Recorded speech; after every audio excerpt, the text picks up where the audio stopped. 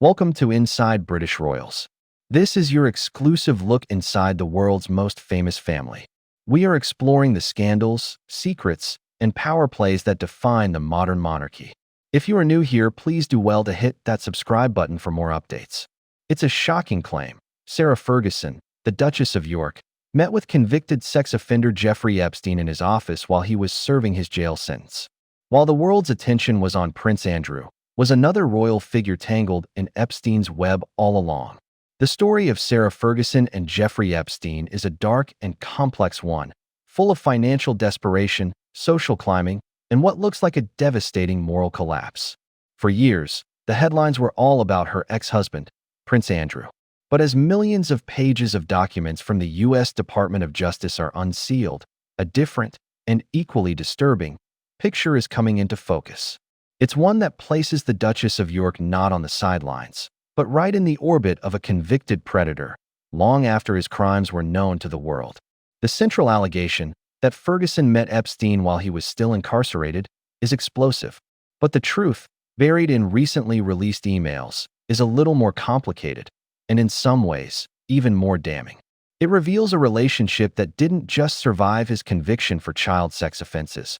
It seemed to thrive on it, carried out through a stream of fawning, desperate, and deeply compromising digital messages. This isn't just a story about bad judgment. It's a story about what happens when status and debt collide, and the catastrophic consequences that follow. So, let's investigate the evidence, piece by piece, to understand how the Duchess of York became so enmeshed with one of modern history's most monstrous figures. So, let's start with that explosive title claim, that Sarah Ferguson met Jeffrey Epstein in his office during his jail sentence. To be clear from the get-go, there is no verified evidence of a physical, in-person meeting between them while he was serving his 18-month sentence. That sentence began in June 2008 after a plea deal in Florida.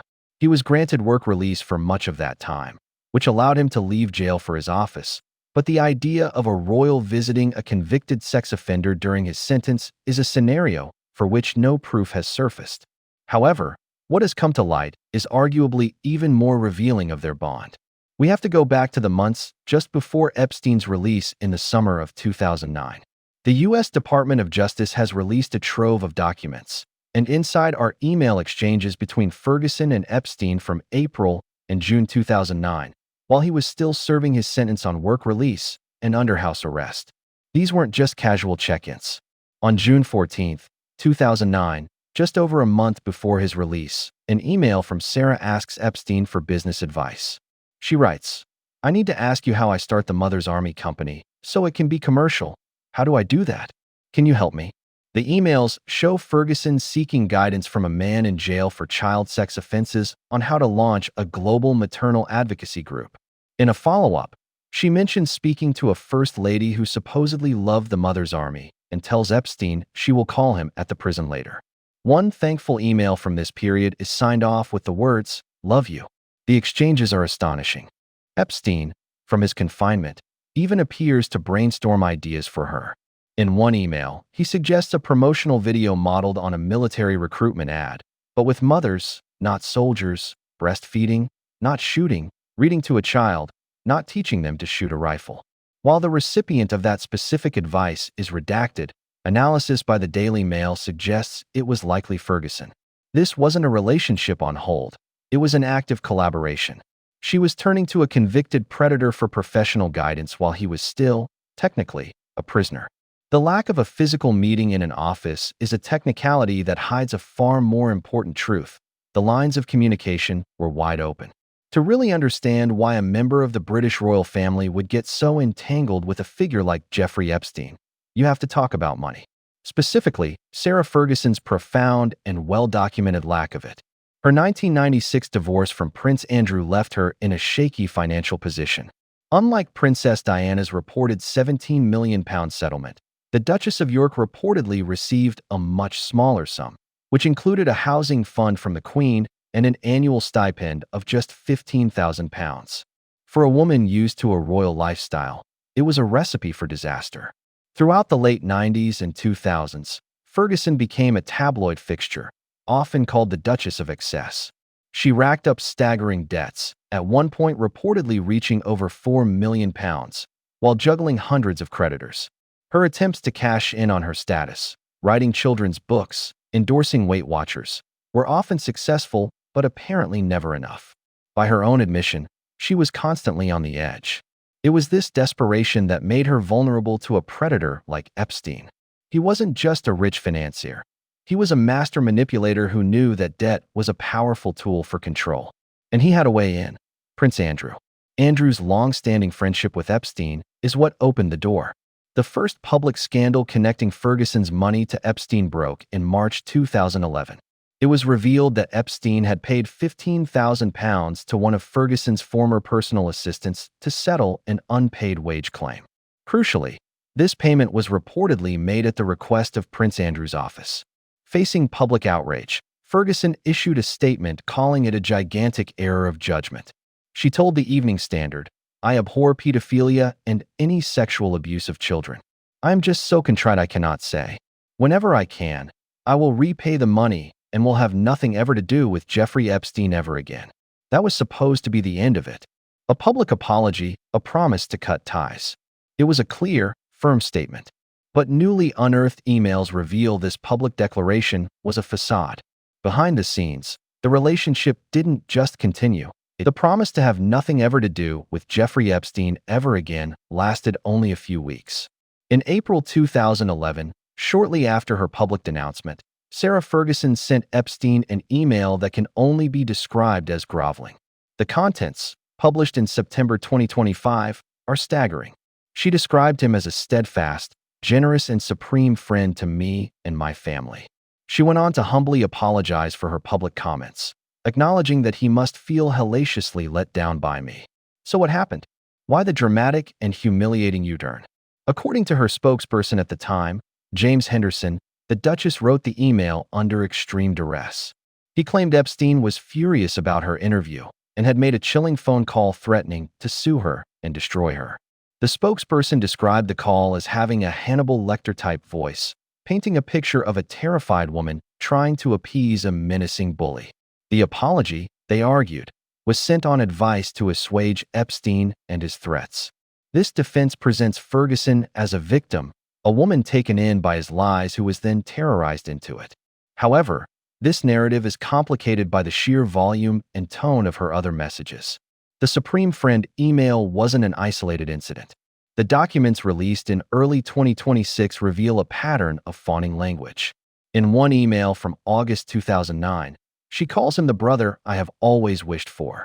In 2010, she apparently calls him a legend. In another, she seems to joke, "Marry me, and then we will employ her," after offering to introduce him to a single woman with a great body. She tells him, "I am at your service. Just marry me." This language goes far beyond soothing a legal threat. It suggests a deep, if profoundly misguided, sense of intimacy. In July 2010, 2 years after his conviction, she appears to write in a panic, "Have you died on me? Don't. Please, you are my pillar." A month later, she confesses, "I am feeling very traumatized and alone. I am wanting to work for you at organizing your houses." This wasn't just about money. It seems to have been about validation, support, and a sense of belonging she felt was missing. She saw a convicted child sex offender as her pillar. This new evidence casts the Hannibal Lecter defense in a different light. While Epstein may very well have been threatening, Ferguson's own words suggest a relationship that was far more symbiotic and emotionally tangled than that of a simple victim and her abuser. Perhaps the most disturbing allegation to emerge from the Epstein files involves Sarah Ferguson's daughters, Princess Beatrice and Princess Eugenie. In one of the most explosive emails, sent on July 28, 2009, just 6 days after Epstein was released from prison, the financier writes to his accomplice, Ghislaine Maxwell, with a rundown of his visitor schedule. He writes, "Ferg and the 2 girls come yesterday. Let's be crystal clear about the timing. This wasn't years later. This was less than a week after Epstein finished his sentence for soliciting prostitution from a minor. He was a registered sex offender. And according to his own email, The Duchess of York brought her daughters, then just 20 and 19 years old, to visit him. Further emails show flight arrangements were made for the Duchess and the girls to fly to Miami in July 2009, with Epstein seemingly covering the nearly $15,000 cost. The emails even discussed lunch plans, vegetable lasagna, or a delicious salad, as the Duchess was always on a diet. The implications are horrifying. If true, it represents a catastrophic failure of judgment, knowingly bringing her children into the orbit of a known predator immediately after his release. However, Ferguson's camp has vehemently and consistently denied this. A source close to the Duchess insisted that neither she nor her daughters had any recollection of such a visit. Royal sources have flatly stated that Princess Beatrice and Princess Eugenie never met Jeffrey Epstein. It's his word against theirs. In another email from 2011 to his lawyer, Epstein boasted that Ferguson was the first to celebrate my release with her 2 daughters in tow. But the York side is adamant this is a lie. The only other potential corroboration comes from a deposition by one Alessi, Epstein's butler in Palm Beach, Florida. Alessi testified that Sarah Ferguson was a close friend of Epstein's and recalled her making one short visit to the Florida house, though he didn't specify the timeline or if it was immediately after his incarceration. His testimony does not mention the daughters being present. So who are we to believe? An email from a serial liar and manipulator, or the strenuous denials from a mother protecting her children? The evidence remains contested. But the mere existence of the allegation, detailed in Epstein's own messages and seemingly supported by flight arrangements, has done immense damage. It paints a picture of a relationship so dangerously close that the lines between parent, friend, and protector became terrifyingly blurred. This story is constantly evolving as more documents are analyzed. If you want to stay updated on this investigation and other developing royal stories, make sure to subscribe to this channel and click the notification bell. The drip of revelations has turned into a flood, and the consequences for Sarah Ferguson have been swift and brutal. The publication of the Supreme Friend email in September 2025 triggered a corporate exodus. One by one, the charities that formed the foundation of her public life cut ties. The Teenage Cancer Trust, a patronage she had held for 35 years, dropped her. The Children's Hospice Julia's House declared it would be inappropriate for her to continue as a patron. They were joined by the Natasha Allergy Research Foundation, whose founders said they were disturbed by the correspondence, as well as Prevent Breast Cancer, the British Heart Foundation, and the Children's Literacy Charity. In total, at least 7 organizations publicly distanced themselves from the Duchess, citing her continued association with Epstein as impossible to ignore. The final blow came in early February 2026. Following the release of millions more pages of documents, Ferguson's own flagship charity, Sarah's Trust, announced it would be closing for the foreseeable future. A spokesperson stated the decision had been under discussion for some months, but the timing, just days after emails revealed she had called Epstein the brother I have always wished for, was impossible to ignore. Her charitable platform, the main vehicle for her public rehabilitation, had crumbled,